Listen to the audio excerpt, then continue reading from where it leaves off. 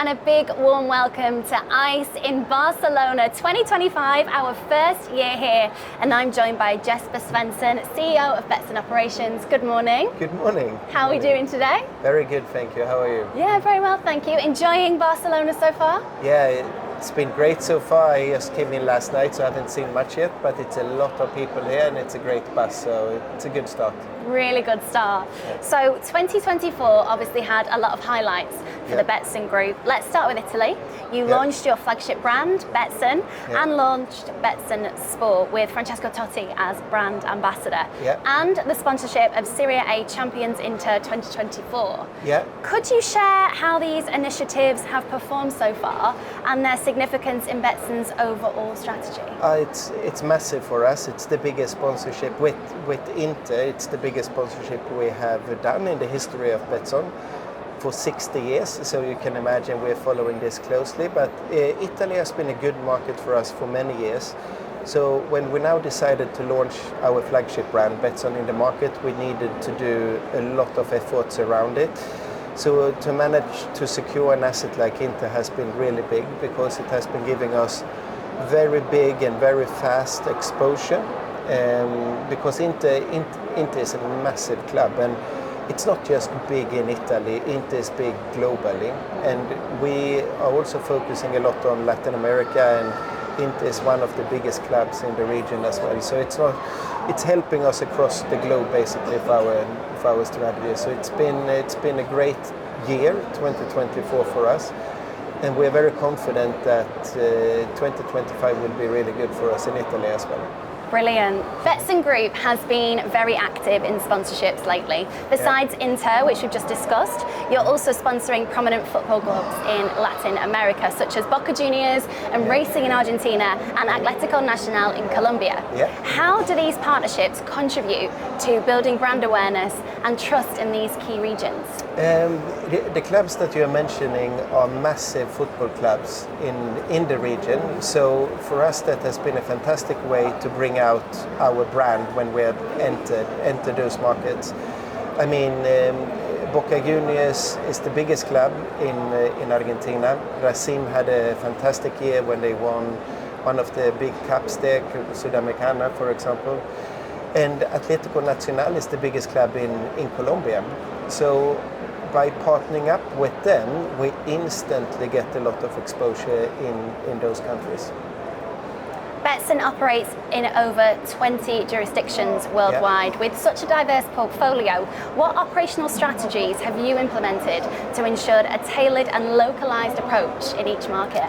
Good question, because although we are in so many different countries, the key to success is that you have to be local where you are. So when you think about it, all payment methods are local, sports are local, casino content is local. So we're focusing a lot on being relevant to the different customers in the different markets. So being local is key. It takes a lot of effort, but it's the only way you can be successful in those markets. But we have quite a big machinery now. We are used to entering new markets, and our experience in that has really helped us.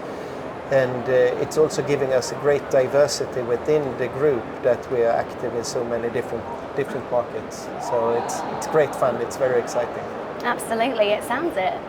And at GamingMalta, we've celebrated local success stories with Make It in Malta campaign, and Betsson Group was one of the first online gaming companies to be licensed on the island way back in 2004. Yes. From an operational perspective, how does Malta's skilled workforce, infrastructure and proximity to key markets support Betsson's global strategy and drive day-to-day excellence? Well, I mean, Malta managed to build an infrastructure for gaming, which very few other countries have done. So that is obviously a great place to be for the gaming industry, and there are a lot of skills, and there is a lot of support in Malta towards the industry on all levels. You know, from the local level and the local workforce to the political side and everything goes. So it's been a really, really good place to be for the last 20 years, not just for Betsson, but I think for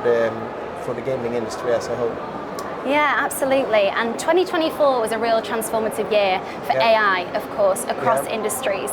How is Betsson leveraging AI and other emerging technologies to enhance operational efficiency to deliver superior user experience? Yeah, I think like we are a tech digital company, so we are exploring with new technologies whenever it comes all the time. And I think for us it starts to have a real impact now. I think in our operations, for example, something as basic as customer interactions are now being handled a lot through the AI chatbots that we're having. There are very many other areas within operations where we use it, such as the sportsbook to put up markets and so forth. So it's really happening. Our end product remains the same, so from a customer point of view, those things are perhaps not as visible as it is for us operationally, but that's not the point either. For us it's just great that there are new technologies that can remove a lot of the manual work and automate a lot of those workflows that we otherwise needed to have a lot of people and spend a lot of time on doing. Yeah, and paddle is a sport that requires agility, strategy, and strong partnerships on the court. As someone very passionate about the game, such as yourself, do you see the parallels between skills that you've honed in paddle and your approach to managing Betsson's diverse and fast-paced operations? Well, I love paddle, so I play a lot of paddle.